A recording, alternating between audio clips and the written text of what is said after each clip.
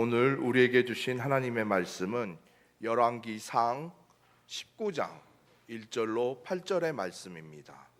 열왕기상 19장 1절로 8절의 말씀.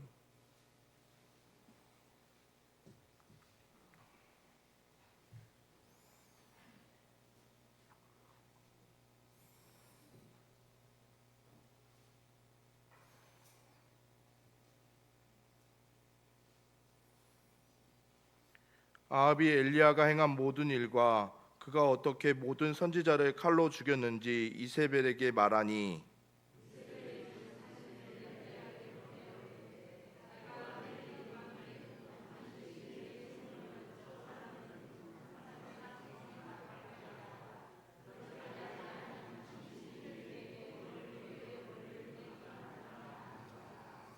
그가 이 형편을 보고 일어나 자기의 생명을 위해 도망하여 유다에 속한 브엘세바에 이르러 자기의 사원을 그곳에 머물게 하고,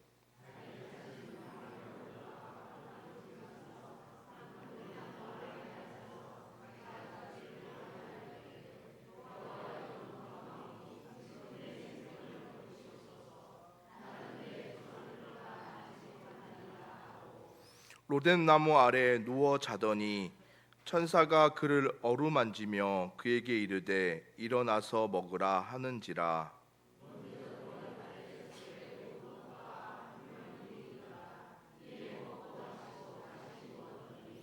여호와의 천사가 또 다시 와서 어루만지며 이르되 일어나 먹으라, 내가 갈 길을 다 가지 못할까 하노라 하는지라. 이에 일어나 먹고 마시고 그 음식의 힘을 의지하여 40주 40야를 가서 하나님의 산 호렙에 이르니라. 아멘. 남부구역 특성해 주시겠습니다.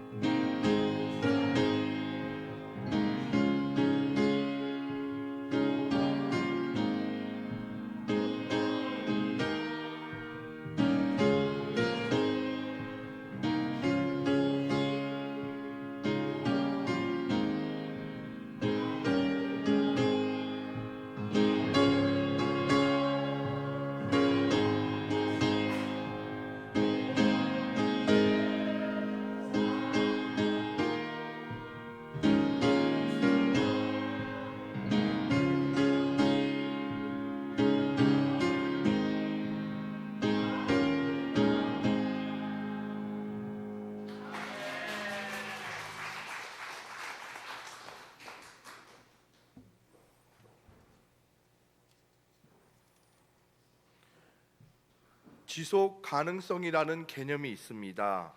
이 개념이 세계에서 지금 상당히 중요한 개념으로 인식되고 있습니다. 왜 그럴까요? 산업이 많이 발전해도 자연 환경이 파괴가 되면 지속한 성장을 이루어가기 어렵기 때문에 그렇습니다. 그래서 우리가 자연을 아껴야 되는 그 이유가 무엇이냐면 앞으로의 다음 세대들, 후손들이 미래의 이 지구를, 우리 마을을, 우리 주변을 잘 물려주기 위해서는 지속 가능한 발전을 항상 생각해야 된다는 것입니다. 우리의 기업도 마찬가지입니다. 기업을 반짝 성장할 수는 있습니다. 그렇지만 계속해서 지속적으로 발전할 수 있는 것은 상당히 중요한 개념이고 중요한 요소의 하나입니다. 우리의 경제도 마찬가지입니다. 이 나라가 앞으로 계속 지속적으로 발전할 수 있도록 기도해 주시기 바랍니다.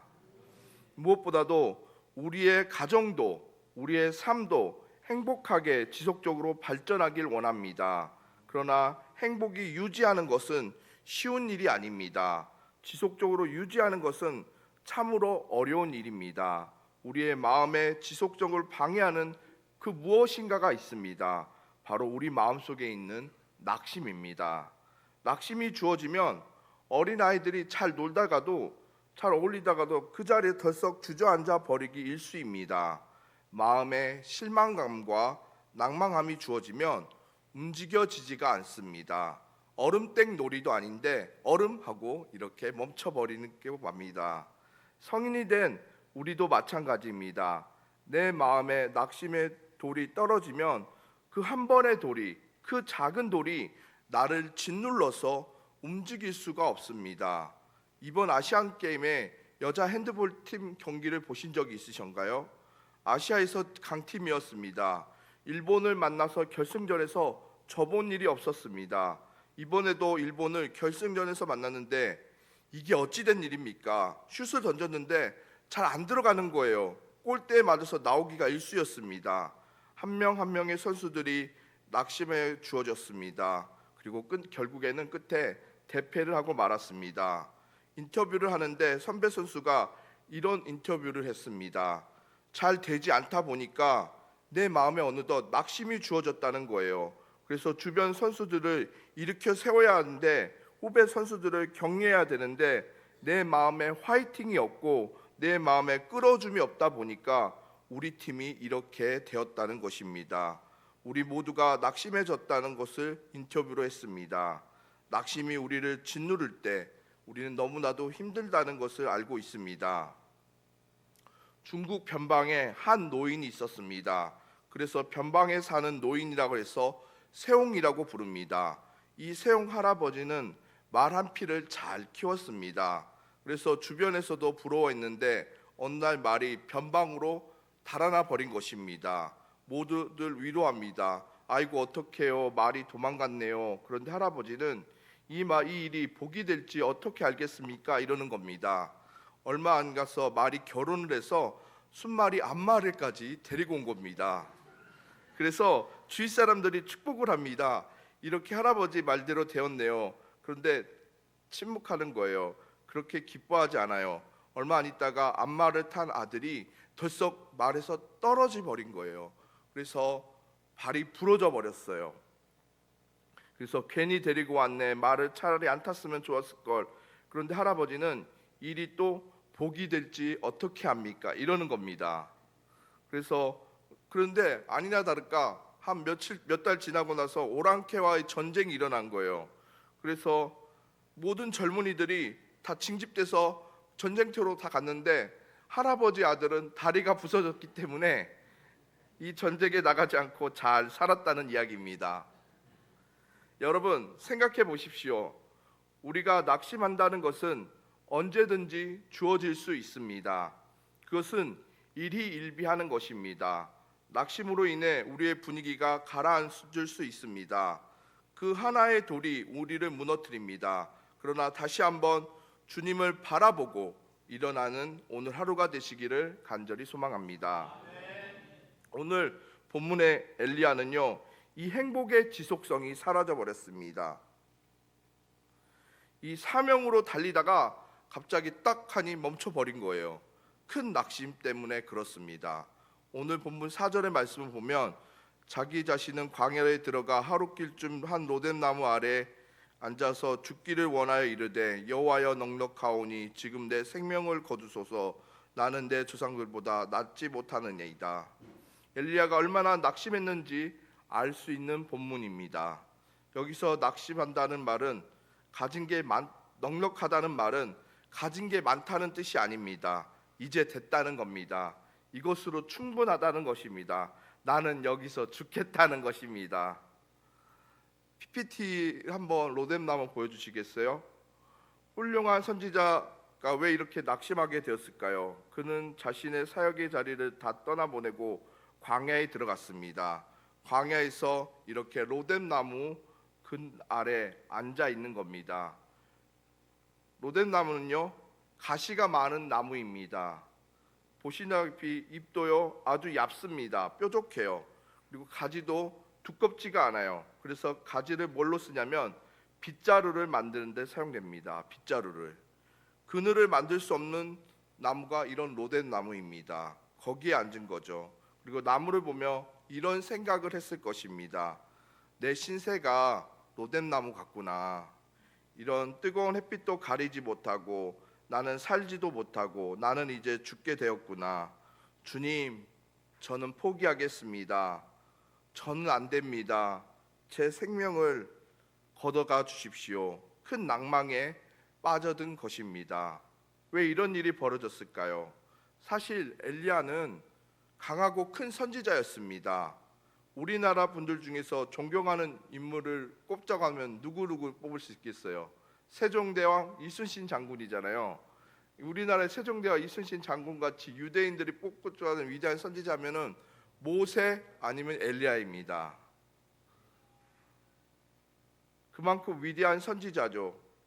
그리고 그런데 그러한 엘리야도 낙담할 수 있다는 것입니다. 엘리야가 이 전장에서 보면 바로 직전에 850명의 바알과 아세라 이방 선지자들과 전투를 벌였습니다. 엘리야는 850명 선지자와 싸워서 이겼습니다. 두 제단을 쌓았고 거기에 불이 아직 붙지 않은 상태였는데 이방 신들이 자해를 하면서 850명이 불을 내려달라고 합니다. 떨어지지 않았죠. 그리고 홀로 남은 여호와의 선지자 엘리야가 기도를 하니 물을 몇 번 부은 그곳에 하나님의 불이 임하여 큰 승리를 임하게 된 것입니다. 게다가 엘리야는 그 나라의 가뭄이 들었을 때 하나님 앞에 기도함으로 비를 예언합니다. 아합과 이세벨이 감동을 받았을 것입니다. 문제는요, 이쯤 되면 이스라엘 백성들이 여호와께 돌아오고 선지자들이 여호와께 돌아오고 왕과 왕비도 주님 앞에 회개하고 기도해야 되는 거 아니겠습니까? 그런데 오히려 왕과 왕비가 그를 죽이려 합니다. 우리 1절과 2절의 말씀 함께 읽어보겠습니다. 아합이 엘리야가 행한 그 모든 일과 그가 어떻게 모든 선지자의 칼로 죽였는지를 이세벨에게 말하니 이세벨이 사신을 엘리야에게 보내어 이르되 내가 내일 이맘때에는 반드시 내 생명을 저 사람들 중 한 사람의 생명과 같게 하리라. 그렇지 아니하면 신들이 내 위에 벌을 내림이 마땅하니라 한지라. 그를 죽이려 한다는 것입니다. 계속 이 문제가 해결되지 않았습니다. 주님, 백성들과 왕과 왕비가 돌아오지 않습니다. 우리를 지치게 하는 것이 무엇입니까? 바로 낙심의 반복입니다. 무언가 내가 하나님의 역사와 무언가 내가 큰 일을 행했다고 생각했는데 다시 돌아와 보니까 나의 현실을 맞이하게 되는 것입니다. 예를 들어 강박증을 고쳤다고 생각했는데 다시 나에게 강박증이 오는 것입니다. 이게 짓누르는 것입니다. 공허감을 해결했다고 생각했는데 다시 공허함이 돌아옵니다. 가정의 문제를 해결했다고 화평했다고 생각했는데 또 다른 문제가 다가온다는 것이지요. 낙심의 반복입니다. 한 기독 청년이 쓴 책에서 나온 간증인데요. 청년의 아버지는 도박 중독이었습니다. 도박을 어떻게 하는지 아십니까? 도박은 무서운 거라서 돈을 다 씁니다. 그런데 사기를 쳐요. 이웃에게 가서 사기를 쳐서 돈을 가지고 가서 도박을 합니다. 교도소에 가서 다시 나옵니다. 나 똑바로 살겠다 그래요. 그런데 돈을 또 다 써버려요. 그러면 다시 또 사기를 쳐서 돈을 가지고 도박을 했습니다. 다 잃어버려요. 감옥에 갑니다. 이런 일을 계속 반복하니까 이 청년은 20대 초반인데부터 새벽까지 저녁까지 밤늦까지 일을 해서 일을 하는 것입니다. 효자입니다. 효자에서 아버지가 허비한 돈을 자기가 다 채우는 거예요. 빚을 다 갚는 거예요. 그런데 또 교도에서 나와서 똑같은 도박판을 벌이는 거예요. 그 청년이 아는 목사님에게 찾아와 이렇게 얘기합니다. 목사님, 저희 집은 도저히 안 될 것 같아요. 어떻게 해야 해요? 눈물을 흘립니다. 낙심의 반복인 것입니다. 광야라는 찬양이 있습니다. 왜 나를 깊은 어둠 속에 홀로 두시는지, 어두운 밤은 왜 그리 길었는지, 나를 고독하게 나를 낮아지게 세상 어디에 기댈 것이 없게 하셨네. 광야에 서 있네. 엘리야는 광야에 서 있었습니다. 광야 가운데 로뎀나무 아래 있습니다. 기댈 곳이 없어요. 위로받을 것이 없어요. 그런데 이 찬양은 여전히 멈추지 않고 후렴구에 이렇게 노래합니다. 주께서 나를 사용하시려, 나를 더 정결하게 하시려, 나를 택하신 그곳 광야, 성령이 내 영을 다시 태어나게 하는 곳 광야에 서 있네. 할렐루야. 광야는요, 우리를 홀로 두신 곳이 아닙니다. 주님께서 나를 사용하시려고, 나를 더 정결하게 하시려고, 나를 더 단단하게 하시려고 거기에 두시지 않고 다시 세우신 하나님의 축복의 통로인 줄 믿습니다. 엘리야의 신세는 광야로 로뎀나무 같았습니다. 그러나 땔감조차 되지 않는 로뎀나무가 이지만 그곳에서 하나님의 위로를 얻습니다. 지금 로뎀나무라는 상호명이 많이 쓰여지고 있습니다. 로뎀나무 병원, 로뎀나무 학원, 로뎀나무 요양원, 수많은 회복의 장소에서 이 로뎀나무를 왜 쓰고 있을까요? 이 광야 자리에서 이 앙상한 나무의 이름을 왜 쓰고 있습니까? 그것은 바로 그곳에서 엘리야가 회복되었기 때문입니다. 광야의 장소에서 앙상한 나무에서 주님의 위로하심을 얻은 줄 믿습니다. 하나님은 엘리야를 홀로 두시지 않으셨습니다. 5절의 말씀을 보면 로뎀나무 아래 누워 자더니 천사가 그를 어루만지며 그에게 이르되 일어나서 먹으라 하는지라. 할렐루야. 하나님의 임재가 엘리야에게 임했고 하나님이 직접 그를 위로하여 주셨고 하나님이 마음을 만져주신 줄 믿습니다. 우리를 만져주시는 것입니다.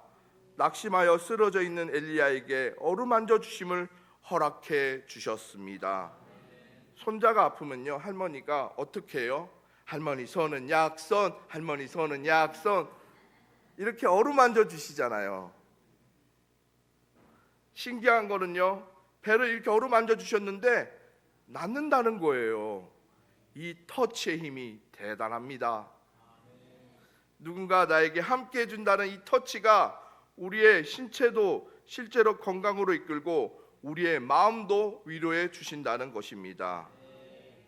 하물며 살아계신 창조주 대신 우리를 위해 십자가에 달려 돌아가시고 우리의 모든 것을 허락해 주신 창조주의 터치가 임했을 때 우리의 마음과 우리의 삶과 우리의 모든 광야 같은 것들, 어려움들이 회복될 줄 믿습니다. 미국인들이 은혜를 받았을 때 무슨 말을 하냐면 He touched me, 이런 표현을 씁니다. 하나님께서 나의 마음을 만져주셨다는 것이죠. 터치해 주셨다는 거죠. 주님께서 우리를 만져주신다는 것입니다. 살아계신 하나님의 손길입니다. 제가 아까 말씀드렸던 청년의 이야기를 이어드릴까요? 청년이 다시 기도를 하고 용기를 낸 거예요. 내가 다시 한번 하나님 앞에 용기를 내겠습니다. 그리고 어머니와 함께 작은 식당을 운영합니다. 힘을 냅니다. 주 앞에 기도합니다. 주 앞에 울부짖습니다. 광야 가운데 다시 한번 힘을 냅니다. 그곳에서 놀라운 천지만물의 창조주의 손길이 늘 경험하게 됩니다. 지금은 식당이 너무나도 흥황되어서 청년은 작은 사업가로 성공적으로 성장하고 있습니다. 할렐루야. 왜 그렇습니까? 하나님의 터치입니다. 하나님의 손길입니다. 우리가 광야 같은 삶이지만 주님 앞에 나와 주님을 의지할 때 우리를 만져주신 줄 믿습니다. 오늘 말씀 6절에 본문 머리맡에 숯불에 구운 떡과 한 병의 물이 있더라. 이에 먹고 마시고 다시 누웠더니, 여호와는 천사가 또 다시 와서 어루만져 일어나 먹으라는 내가 갈 길을 다 찾지 못할까 하노라 하는, 우리는 지쳐 다시 누워 수 있어요. 다시 힘들 수 있어요. 하지만 주님의 손길이 무엇입니까? 다시 어루만져 주신다는 거예요. 일어나라는 거예요. 낙심의 반복이 아니라 사랑의 반복을 우리에게 허락해 주신 것입니다. 할렐루야. 우리에게 지속성 있게 일어날 수 있는 힘과 능력을 허락해 주십니다. 왜냐하면 진짜 우리의 아버지이기 때문에 그렇습니다. 아버지는 포기하지 않으십니다. 우울증은 여러 특징이 있어요. 제가 책을 읽어보니까 한 대목이 저의 마음에 와 닿았습니다. 우울증은 계속해서 우울의 자리에 머물러 있게 하는 것, 계속 우울의 자리에 머무는 그런 것이 문제였습니다. 일어날 수가 없다는 것입니다. 발을 떼야 되는데, 말을 해야 되는데 말할 수가 없다는 거예요. 자리에서 그저 로뎀나무처럼 머물러 있는 것이 문제라는 것입니다. 한 분이 저에게 찾아와서 이야기합니다. 목사님, 저는 우울증입니다. 회복하고 싶습니다. 하나님의 사랑으로 회복되고 싶습니다. 기도하고 싶습니다. 주님께 나오고 싶습니다. 어찌해야 할까요? 저는 마음속으로 확신했습니다. 이분은 90% 치유가 됐다. 할렐루야. 말을 하는 거예요. 일어나고 싶다는 거예요. 나는 부족하고 연약하지만 나의 주님과 함께 달라는 거예요. 주님이 나의 아버지심을 인정하고 그리스도가 예수님이 나를 위해 십자가에 달려 돌아가셨음을 믿고 나아가는 자에게 주님께서 놀라운 회복을 허락해 주실 줄 믿습니다. 6절을 한번 더 볼까요? 머리 밑에 숯불과 구운 떡으로 병으로 물이 있는데 먹고 마시고 다시 누운 그에게 여호와의 천사가 다시 와서 어루만져 이르되, 뭐라고 말하면 따라해 보겠습니다. 일어나 먹으라. 예, 그렇게 말씀하셨어요. 내가 갈 길을 다 알지 못하노라. 너는 이제 가야 할 길이 또 있으니 왜 멈춰 있냐는 거예요. 우리가 좋아하는 찬송 있지 않습니까? 일어나 걸어라. 내가 새 힘을 주리니. 일어나 너 걸어라. 내 너를 도우리. 할렐루야. 주님이 일어나 걸으라는 거예요. 그래서 3절은 이렇게 합니다. 나의 등 뒤에서 나를 도우시는 주, 때때로 뒤돌아보면 여전히 계신 줄, 잔잔한 미소로 바라보시며 나를 재촉하시네. 이제 일어나라는 것입니다. 일어나라는 것입니다. 케이블 TV를 보았는데요, 낚시 프로그램을 봤습니다. 출연자들이 바다에서 낚시를 하는데 배를 타고, 조그마한 통통배를 타고서 바다 낚시를 하러 갔는데, 원래 물고기가 많이 잡히는 곳인데 그날따라서 베드로가 물고기를 한 마리도 못 잡은 것처럼 한 마리도 잡지 못하는 것이었습니다.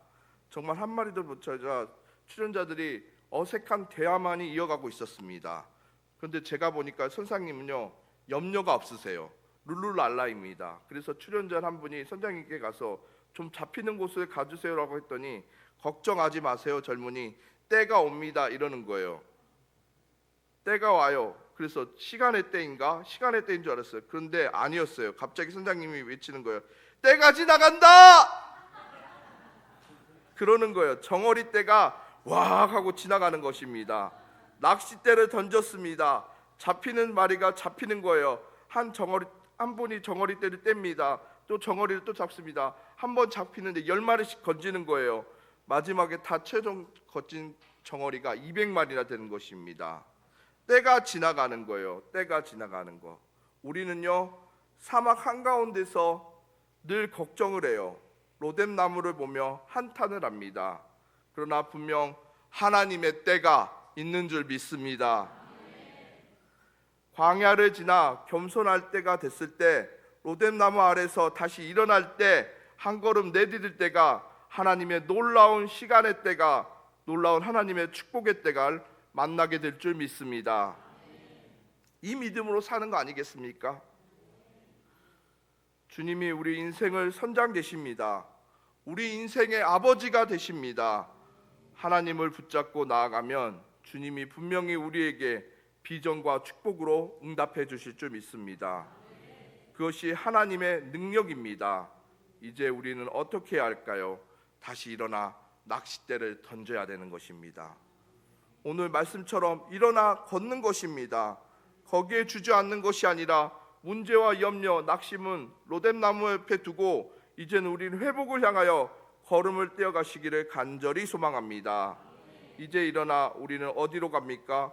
11절에 이렇게 되어 있습니다. 여호와께서 이르시되 너는 가서 여호와 앞에서 산에 서라. 여호와 앞에 산에 서라고 얘기합니다.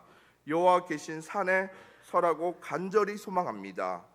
이 시간 이렇게 교회에 남아서 예배드리는 거 참 잘하신 것입니다. 여호와의 산에, 이 성전에, 이 교회에, 이 선자마다 하나님의 놀라운 위로와 회복을 주실 줄 믿습니다. 주님의 위로가 임하는 것입니다. 주님의 터치가 임하는 것입니다. 하나님의 능력이 임하는 거예요. 이 성에 하나님의 귀한 성산에 나와서 엘리야의 회복을 주십니다. 엘리야는요 이후에 제자들을 키웁니다.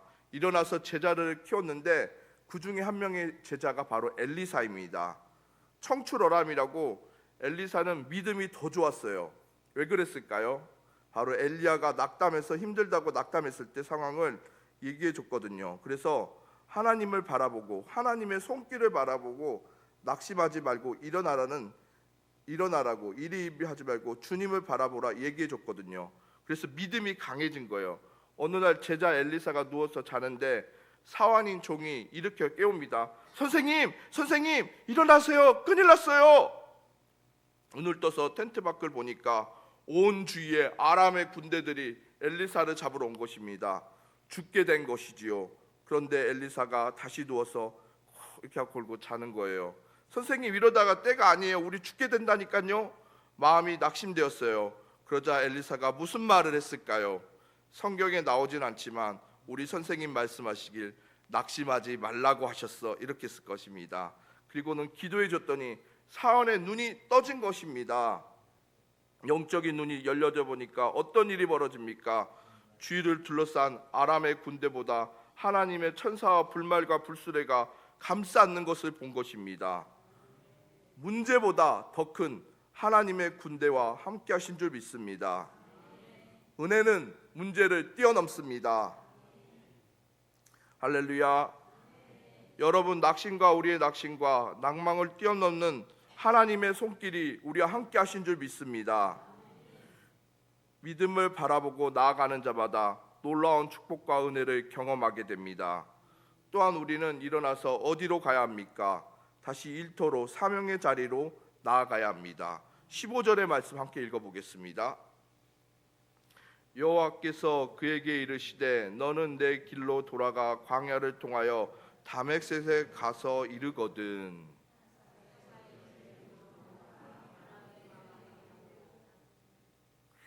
이 광야는 내가 회복되고 다시 겸손하게 일어날 자리가 거기에 머물러 자리가 아니라는 것입니다. 광야를 통해서 어디로 가라? 다메섹으로 가라는 거예요. 사역의 자리로 다시 가라는 거예요. 가정으로 가서, 일터로 가서, 여러분의 사역지로 가서 다시 주의 이름으로 증거하고 용기 있게 살라는 것입니다. 가정폭력을 당한 한 자매가 자라났어요. 모든 폭력을 마음속에서 이기고 주님을 바라보면서 사명자가 되었어요. 지금은요 수많은 사람들 앞에서 강의를 하고 책을 냈습니다. 가정폭력을 어떻게 이길 수 있는지 용기 있게 전합니다. 그러면서 마지막에 이렇게 전해요. 내가 그런 가정폭력을 당한 사람입니다. 나의 상처를 보십시오. 얼마나 힘들었는지 모릅니다. 하지만 내가 걸음을 뛰어서 일어나서 걸을 때 나에게 이런 회복의 능력을 주셨습니다. 낙심보다 희망이 더 큽니다. 우리는 이 광야에 머물 수가 없습니다. 다시 일어나야 합니다. 왜냐하면 여러분의 낙심보다 하나님이 주시는 희망이 더 크기 때문입니다. 그렇습니다. 광야를 지나 일어나십시오. 우리는 혼자가 아닙니다. 주님이 함께 하십니다. 오늘 말씀에 이런 말씀하시지 않습니까? 17절을 보면 하살의 칼을 피하는 자에게 예후가 죽일 것이요 예후의 칼을 피하는 자에게 엘리사가 죽으리라. 내가 이스라엘 가운데 7,000명을 남기리니 다 바알에게 무릎 꿇지 아니하고 다 바알에게 입맞추지 아니한 자니라. 너는 혼자가 아니라는 것입니다. 너는 혼자가 아니라는 거예요. 우상에게 무릎 꿇지 아니하고 입맞추지 아니한 7,000명의 동역자들이 있다는 것입니다. 여러분, 절대 혼자가 아닙니다. 할렐루야. 살아있는 여러분의 가족과 함께 있고 때로 힘들고 어려운 광야와 로뎀나무 같이 앙상하 있지만 눈을 들어 하늘을 보면 놀라운 품으로 하나님이 우리를 안아주신 줄 믿습니다. 여러분은 혼자가 아닙니다. 하나님이 믿음의 동역자들이 여전히 여러분과 함께 하십니다. 기억하십시오. 낭만보다 희망이 더 큽니다.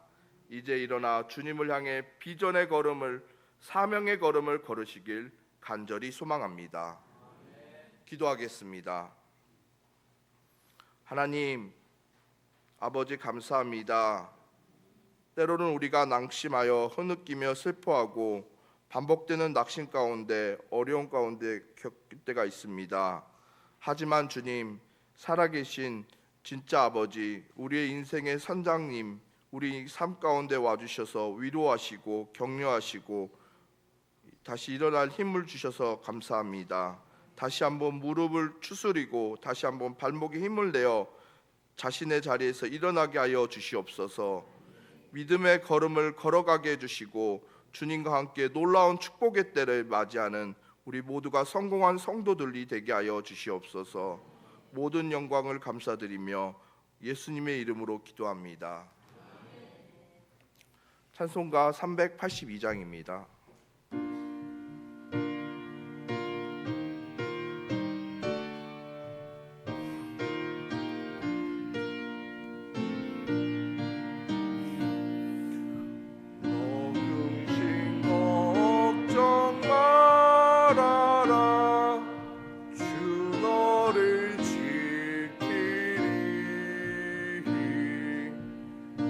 날개 밑에 거하시니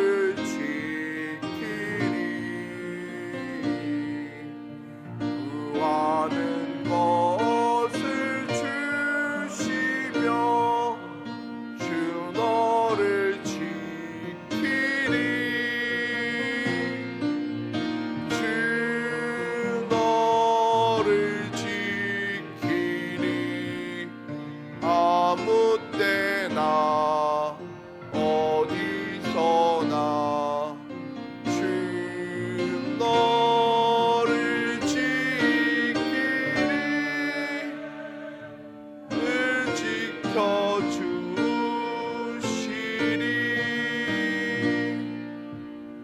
어려운 시험 당해도 주 너를 지키리.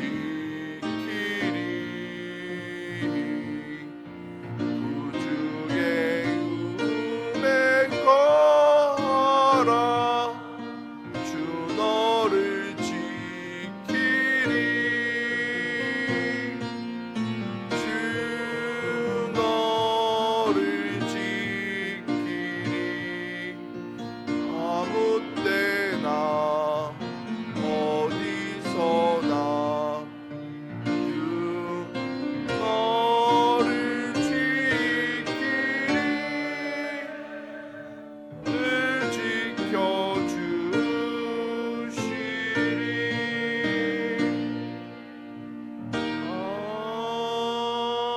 아멘. 교회 소식은 주보를 참조해 주시고요. 축도하심으로 예배를 마치도록 하겠습니다. 지금은 우리 구주 예수님의 은혜와 살아계신 하나님의 사랑과 성령의 감화 교통하심이 여기 함께 모여 주님을 의지함으로 로뎀 나무의 회복을 구하는 모든 이들에게 영원토록 함께 하시기를 축원하옵나이다.